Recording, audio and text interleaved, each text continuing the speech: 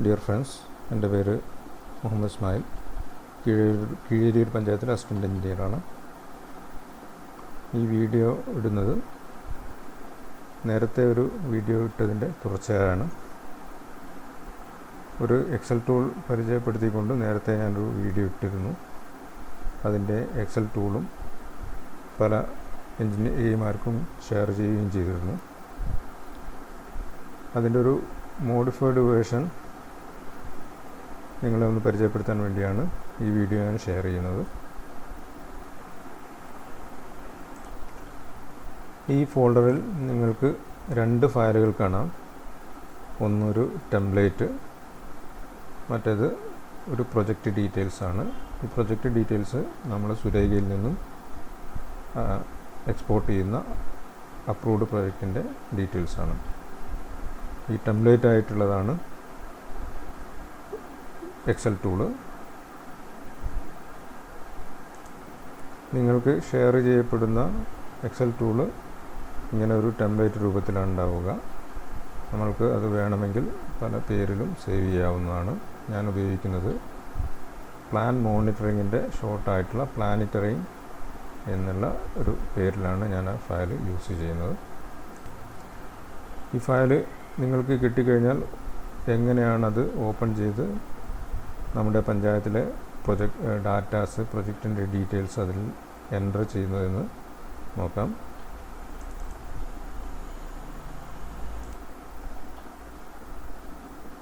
ഇങ്ങനെയാണ് അത് ഓപ്പൺ ചെയ്യുമ്പോൾ. മാക്രോ ഫയൽ ആയതുകൊണ്ട് ഇങ്ങനെ എനാബിൾ കണ്ടൻസ് എന്നുള്ള മെസ്സേജുകളൊക്കെ കാണാം. അതൊക്കെ അടിച്ചു കഴിഞ്ഞാൽ കറണ്ട് ഫൈനാൻഷ്യൽ ഇയർ ചോദിക്കും. അപ്പോൾ നമ്മൾ 2020-21 എന്നുള്ള ഇയർ ചേർക്കാം. അതിനുശേഷം enter name of LSGI in Malayalam. അപ്പോൾ ഞാനൊരു ഉദാഹരണത്തിന് എൻ്റെ പഴയ പഞ്ചായത്തായ മൂടാടി പഞ്ചായത്തിൻ്റെ പേരാണ് ചേർക്കാൻ ഉദ്ദേശിക്കുന്നത്. മൂടാടി. മലയാളത്തിൽ ടൈപ്പ് ചെയ്യാൻ വേണ്ടി ഗൂഗിൾ ഇൻപുട്ട് ടൂള് ഡൗൺലോഡ് ചെയ്യുന്നതായിരിക്കും നല്ലത്. ഓക്കെ കൊടുക്കാം. അതിനുശേഷം enter the type of LSGI. ഇപ്പം ഗ്രാമപഞ്ചായത്താണെങ്കിൽ ഗ്രാമപഞ്ചായത്ത്, മുനിസിപ്പാലിറ്റി ആണെങ്കിൽ മുനിസിപ്പാലിറ്റി. ഇത് ബേസിക്കലി ഇത് അസിസ്റ്റൻ്റ് എഞ്ചിനീയർമാരുടെ പ്രൊജക്റ്റിനെ അടിസ്ഥാനമാക്കിക്കൊണ്ടാണ് തയ്യാറാക്കിയിരിക്കുന്നത്. അപ്പോൾ നമുക്ക് ഗ്രാമപഞ്ചായത്ത് ഏത് മൂടാടി ഗ്രാമപഞ്ചായത്താണ്, അത് എൻ്റർ ചെയ്യാം. ഗ്രാമപഞ്ചായത്ത്.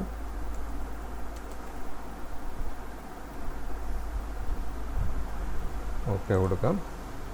അപ്പോൾ ഈ ഒരു ഫയൽ ഓപ്പൺ ചെയ്യുമ്പോൾ നമ്മൾക്ക് ഇങ്ങനെ ഒരു യൂസർ ഫോമാണ് സ്ക്രീനിൽ കാണാൻ കഴിയുക. അപ്പോൾ ഇതിലിപ്പോൾ ഡാറ്റാസ് ഒന്നും ഇല്ല എങ്കിലും യൂസർ ഫോം ജസ്റ്റ് ഒന്ന് നോക്കാം.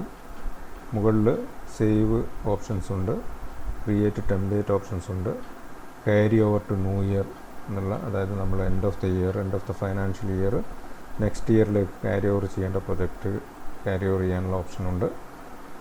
പിന്നെ 3 ടാബുകളുണ്ട്. Basic data, monitoring data, work bill data. ഡിഫോൾട്ടായിട്ട് മോണിറ്ററിങ് ഡാറ്റയിലാണ് നമ്മൾക്ക് ഓപ്പണിംഗ് വരുന്നത്. ഇതിലാണ് കൂടുതലും നമ്മൾക്ക് ആവശ്യമുള്ള ഡാറ്റാസ് ഉണ്ടാവുക. പിന്നെ അതിനുശേഷം ഈ മുകളിൽ കാണുന്ന ഈ റോയിൽ വരുന്ന എല്ലാം സെർച്ചിന് വേണ്ടിയിട്ടുള്ള, അതായത് നമ്മൾക്ക് ഇതിലുള്ള ഡാറ്റ ഇവിടെ കാണുന്ന ഡീറ്റെയിൽസ് എൻ്റർ ചെയ്ത് സെർച്ച് ചെയ്യാൻ സാധിക്കും.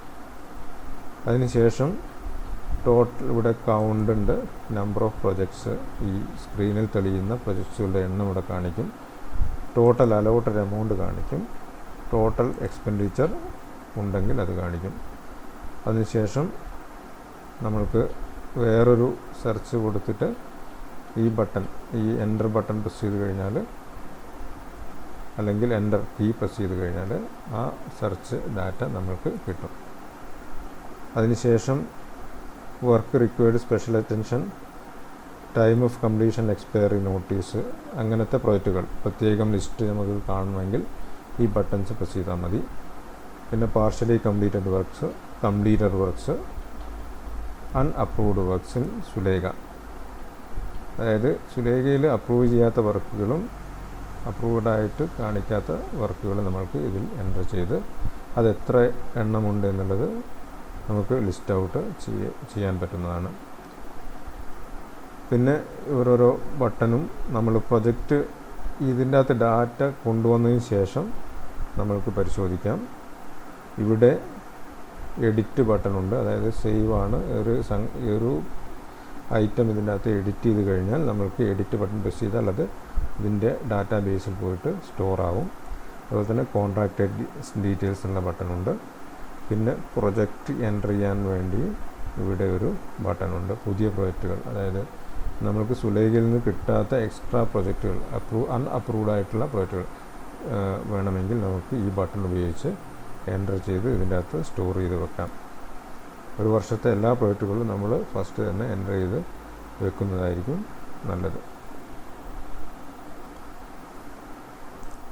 ഇപ്പോൾ നമ്മൾ യൂസർ ഫോം ജസ്റ്റ് ഒന്ന് പരിചയപ്പെട്ടു. ഇനി നമുക്ക് എങ്ങനെയാണ് ഇതിൻ്റെ അകത്തേക്ക് ഡാറ്റ ഇമ്പോർട്ട് ചെയ്യുന്നതെന്ന് നോക്കാം. അതിനുവേണ്ടി പ്രൊജക്റ്റ് ഡീറ്റെയിൽസ് എന്ന ബട്ടൺ പ്രസ് ചെയ്യുക. അപ്പോൾ നമ്മൾക്ക് ഫ്രണ്ടിൽ തെളിയുന്ന ഷീറ്റിൽ പ്രൊജക്റ്റുകളൊന്നും ഉണ്ടാവില്ല.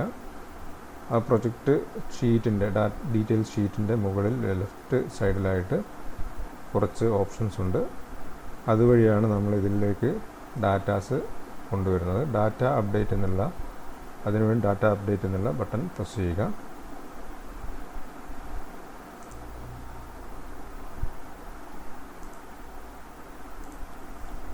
അപ്പോൾ it will take few minutes, do not disturb while updating എന്നുള്ള ഒരു മെസ്സേജ് കാണും. ഓക്കെ എൻ്റർ ചെയ്യുക. Do you want import data from Sulekha output. അപ്പോൾ നേരത്തെ സുലേഖയിൽ നിന്നും ഞാൻ ഫസ്റ്റ് തന്നെ കാണിച്ച ആ ഫോൾഡറിലുള്ള 2 ഫയലുകൾ, ഒന്ന് സുലേഖ ഔട്ട്പുട്ടായിരുന്നു, അതാണ് ഞാൻ ഇതിൻ്റെ അകത്തേക്ക് ഇമ്പോർട്ട് ചെയ്യാൻ ഉദ്ദേശിക്കുന്നത്. യെസ് കൊടുക്കുക. ആ ഫോൾഡർ സെലക്ട് ചെയ്യുക.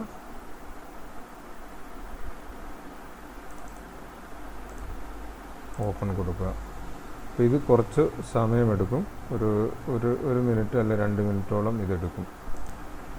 അപ്പോൾ ഇങ്ങനെ ഒരു വിൻഡോ പ്രത്യക്ഷപ്പെടും. For 1 LSGI enter 1, for more than 1 LSGI enter 2. ഇത് 2 പഞ്ചായത്ത് ഒരുമിച്ച് വരുന്ന കേസ് ഇപ്പോൾ ഇല്ലെങ്കിലും ആ ഓപ്ഷൻ അതിൻ്റെ അകത്ത് തന്നെ ഇട്ടിരിക്കുകയാണ്. വേണമെങ്കിൽ നമുക്ക് അങ്ങനെ ഉപയോഗിക്കാമെന്ന് വിചാരിച്ചിട്ടാണ് അങ്ങനെ ചെയ്തത്. നമുക്കിപ്പോൾ എന്തായാലും ഒരു പഞ്ചായത്തേ ഉള്ളൂ. അപ്പോൾ എൻ്റർ 1 കൊടുക്കുക. ഓക്കെ അടിക്കുക. പിന്നെ enter name of LSGI in English ചോദിക്കും. നമ്മൾ നേരത്തെ കൊടുത്തിരിക്കുന്ന പഞ്ചായത്തിൻ്റെ തന്നെ ഇംഗ്ലീഷിലെ പേരടിക്കുക. മൂടാടി. ഓക്കെ കൊടുക്കുക. ക്ലിയർ കണ്ടൻറ് സ്റ്റെപ്പ് എന്നുള്ള ബട്ടൺ കാണാം. ഓക്കെ കൊടുക്കുക. ഇതിന് മെയിനായിട്ട് നമ്മൾക്ക് MS ഓഫീസ് 2013 വേണം. പിന്നെ മലയാളം ഫോണ്ട്, ഒരു കാണാനൊരു ഒതുക്കമുള്ള മലയാളം ഫോണ്ട് നമ്മൾ നല്ലതായിരിക്കും. ഞാനതിന് ഉപയോഗിക്കുന്നത് D4 മലയാളം എന്നുള്ള ഒരു ഫോണ്ടാണ്. അപ്പോൾ അവിടെ ഉണ്ടായിരുന്ന എല്ലാ പ്രൊജക്റ്റുകളും ഇതിനകത്തേക്ക് വന്നു. നമുക്കറിയാം സുലേഖയിൽ ഫണ്ടൊക്കെ കാണിച്ചിരിക്കുന്നതെന്നാൽ ഓരോരോ ഫണ്ടും ഓരോരോ കോളത്തിലാണ്, അതിനടിയിൽ എമൗണ്ട്. പക്ഷേ ഇവിടെ നമ്മളത് റീഅറേഞ്ച് ചെയ്തിട്ടാണ് കൊടുത്തിരിക്കുന്നത്. ഫണ്ട് 1 നമ്മൾക്ക് മാക്സിമം 4 ഫണ്ടുകളെ വരത്തുള്ളൂ. ഫണ്ട് 1ൻ്റെ എമൗണ്ട്, ഫണ്ട് 2ൻ്റെ എമൗണ്ട്, അങ്ങനെ ഓരോ പ്രൊജക്റ്റിനും 4 ഫണ്ട് കൊടുക്കാനുള്ള ഓപ്ഷൻ കൊടുത്തിട്ടാണ് ഇത് ചെയ്തിരിക്കുന്നത്. അപ്പോൾ ഇതിൻ്റെ അകത്ത് ഈ ഗ്രീൻ സൈഡിൽ കാണുന്നതെല്ലാം ഓൾറെഡി അപ്രൂവ്ഡ് ആയിട്ടുള്ള പ്രൊജക്റ്റിൻ്റെ ഡീറ്റെയിൽസാണ്. റൈറ്റ് സൈഡ് സുലേഖയിലുള്ള ഡീറ്റെയിൽസാണ്. റൈറ്റ് സൈഡ് കാണുന്നത് നമ്മൾക്ക് എഡിറ്റ് ചെയ്യാൻ പറ്റുന്ന ഡീറ്റെയിൽസുകളാണ്. അതായത് price ID, estimate amount, name of agency അങ്ങനെയുള്ള ഡീറ്റെയിൽസിലാണ് റൈറ്റ് സൈഡിൽ നമ്മൾ കാണുന്നത്. ഇനി നമ്മൾക്ക് യൂസർ ഫോമിലേക്ക് തിരിച്ചു പോകാം. ഈ ഡീറ്റെയിൽസ് അവിടെ വെച്ചിട്ട് നമുക്ക് വേണ്ട രീതിയിൽ മോണിറ്ററിങ്ങിന് വേണ്ടി ഉപയോഗിക്കാവുന്നത് എങ്ങനെയെന്ന് നോക്കാം. നേരത്തെ ഈ എൻ്റർ ബട്ടൺ അടിച്ചപ്പോൾ